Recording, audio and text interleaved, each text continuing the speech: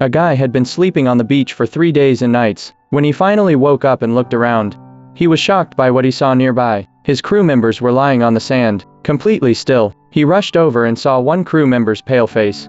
Realizing that the guy was gone, he didn't have time to grieve. Quickly, he took off the crew member's shoes and put them on. Then he started searching the beach, hoping to find other survivors. But all he heard was the cruel sound of the waves. Besides the wreck of his own ship, he found another dead crew member. He buried the crew member at the edge of the beach, adding a piece of clothing for himself. Next, he packed his bag, ready to climb to the highest point of the mountain, to see if he could find a way out. After a tough 2-hour hike, Edison finally reached the mountain top. But the bad news, it was surrounded by ocean, with no land in sight. He angrily threw his bag down. Desperate, Edison vented his frustration. But he still had to face reality. He decided to focus on surviving on the island first, then figure out how to get rescued. At that moment, he was both thirsty and hungry, so he set out to find some food. He spotted some coconut trees, and used a rock to knock down a few coconuts. He smashed them open, and quickly drank the coconut water. Once he finished, he looked for a good place to rest. That's when he heard a dog barking.